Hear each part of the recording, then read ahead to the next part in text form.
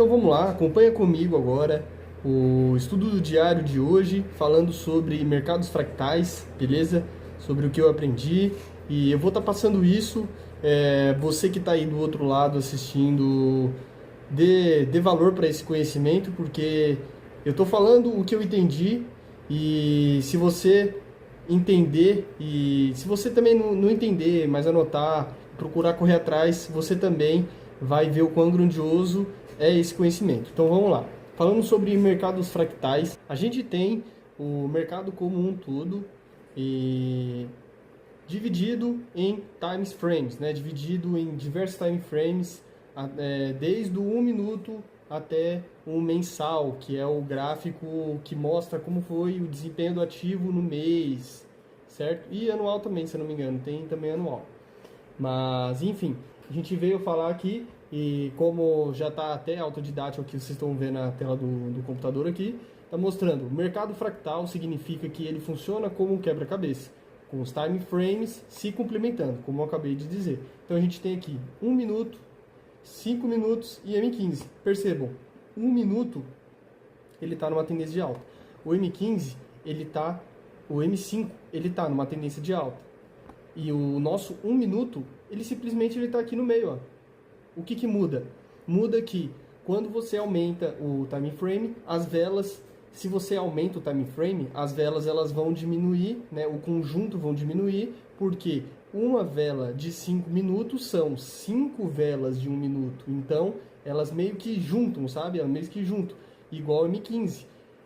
Uma vela de M15 é equivalente a 3 velas de 5 minutos, certo?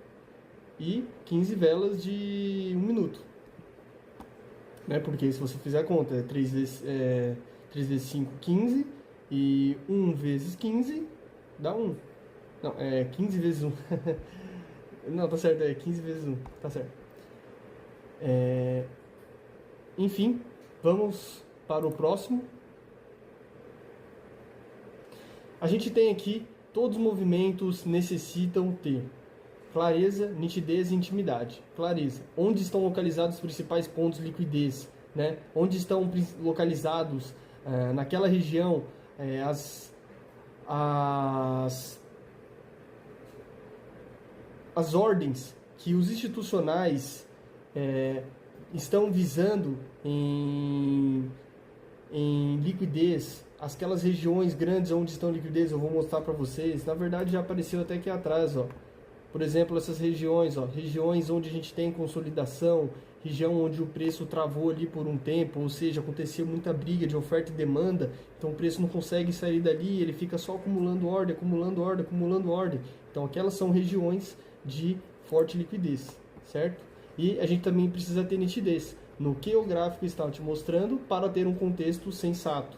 Intimidade, é preciso se tornar especialista em um movimento de preço para ter consistência, acompanhado, claro, de bons hábitos, né? Bons hábitos, você se compromete a seguir aquela técnica, então você só segue aquela técnica, você se compromete a seguir o seu gerenciamento, independentemente do que seja, né? Do seu gerenciamento, você segue.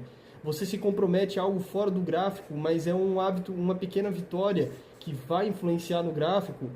Você se compromete a se alimentar bem, você se compromete a cumprir com a sua palavra. Então, são coisas que influenciam em hábitos de excelência, beleza? Agora a gente tem, segundo Charles Dow, esse Charles Dow, ele foi, para quem não sabe, ele foi o criador de Wall Street, beleza?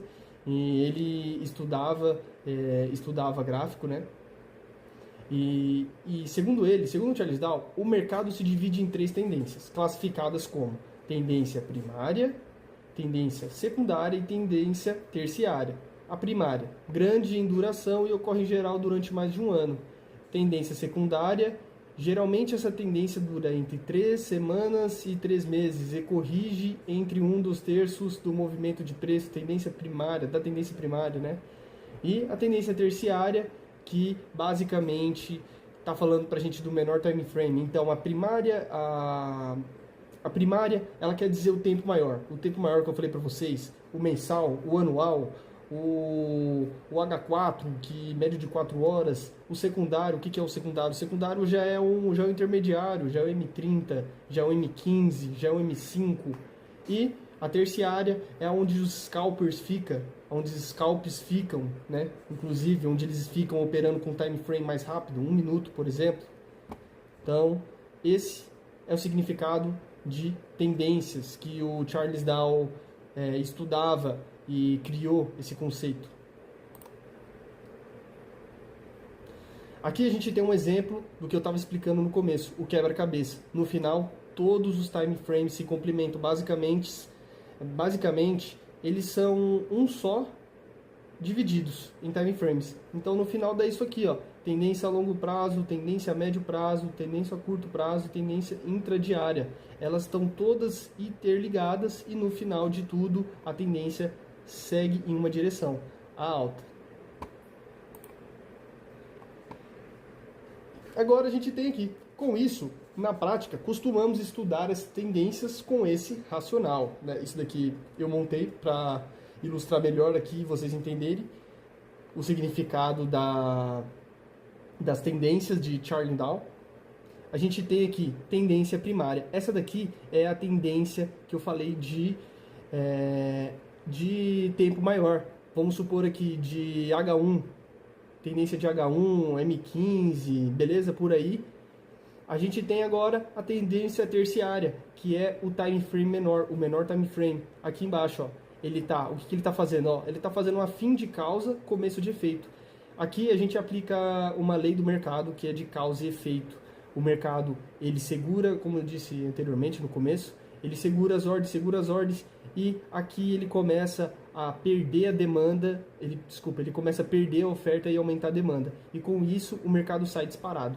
E no final de tudo, o mercado ele segue a tendência de H1. Mas se você diminuir o time frame, você vai ver essa pequena correção aqui. Você vai ver uma grande tendência em H1, mas se você diminuir o time frame, você vai ver essa correçãozinha que teve aqui. Isso daqui, provavelmente, se você jogar em H1, isso daqui foi simplesmente uma retração de uma vela, de baixa, e depois veio uma outra de alta e explodiu para cima, rompendo esse topo aqui.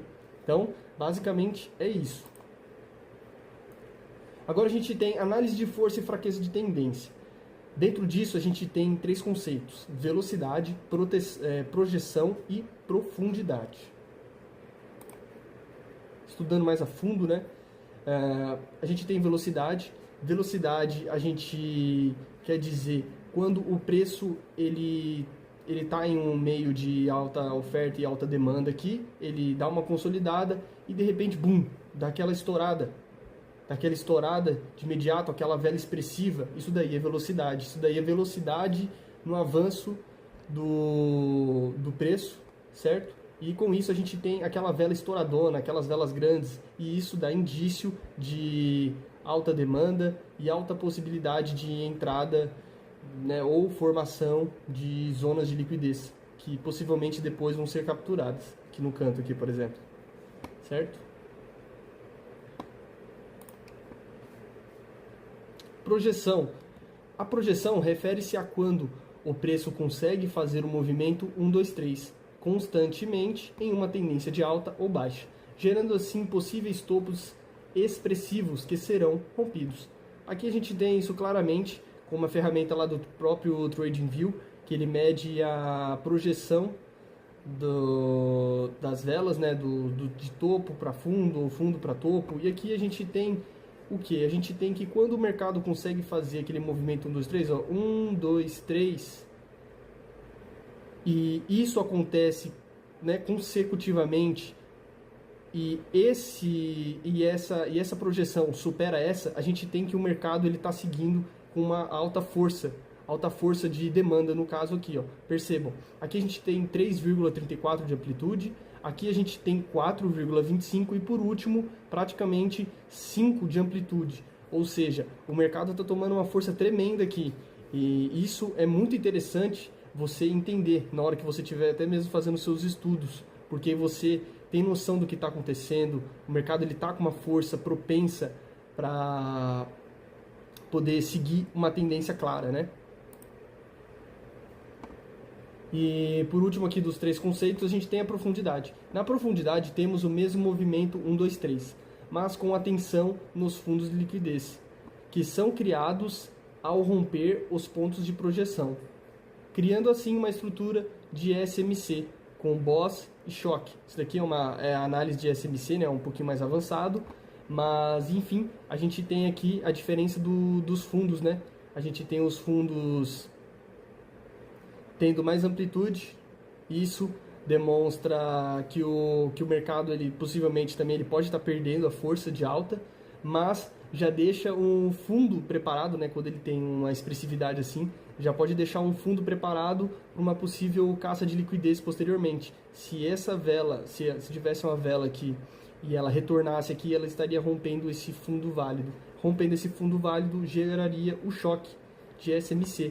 E com isso estaria gerando uma alta liquidez e possivelmente alta demanda de oferta no mercado, né? Consequentemente, né?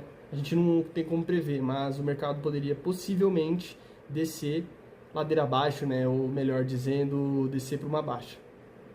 A tendência de baixa, né? Certo?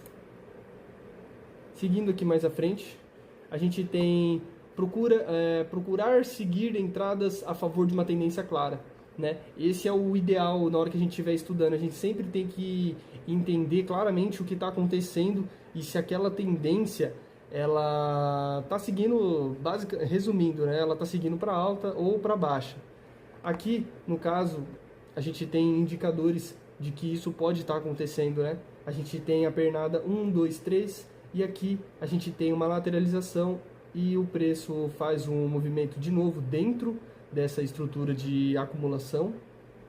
Ele faz o 1, o 2 e rompe esse topo válido aqui, que formou essa estrutura de lateralização junto com esse fundo aqui. E no momento que ele rompe, ele captura a liquidez e segue tendência. Ou seja, depois disso aqui a gente teve uma confirmação que isso daqui foi uma zona de reacumulação, que é um conteúdo de Wyckoff mais avançado, mas enfim, uma zona de respiro para o preço subir mais alto ainda, capturar a liquidez e seguir mais alto ainda. E ao mesmo tempo a gente tem o inverso disso, que é o mercado fazer novamente 1, 2, 3, 1, 2, 3, 1, 2, 3, agora sim. E como eu disse anteriormente, né, o mercado ele cria um fundo de liquidez válido, rompendo, a partir do momento que ele rompe o topo, ele cria um fundo de liquidez válido, o mercado vem capturar, começa a fazer uma estrutura de redistribuição e com isso ele captura a liquidez mais uma vez, vem, lateraliza mais um pouco, mas mesmo assim, depois de ele ter capturado a liquidez, ele faz um reteste dentro da estrutura de consolidação e segue para uma tendência de baixo. Então, com isso, a gente consegue ter mais clareza do que está acontecendo no game. A gente consegue ter clareza do que o mercado está sujeito, né, uma hipótese do que pode acontecer. E é assim que a gente trabalha, com duas hipóteses sempre, tá? Nunca só com um pensamento, vai acontecer isso. Não. Você tem que trabalhar com possibilidades, até porque aqui a gente não tem bola de cristal. Então, você tem que se basear num estudo claro e sensato. Beleza? E por último a gente tem a inversão de fluxo, que é quando o mercado está direcionando as forças para uma reversão, dizendo em palavras claras, uma reversão de tendência. O mercado, primeiramente a gente tem o fluxo normal, né, que é romper fazendo 1, 2, 3, 1, 2, 3, beleza? Sempre rompendo esses topos e criando fundos válidos.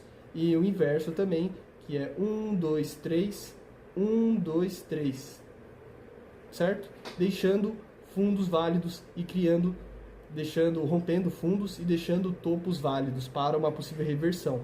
E aqui a gente já tem,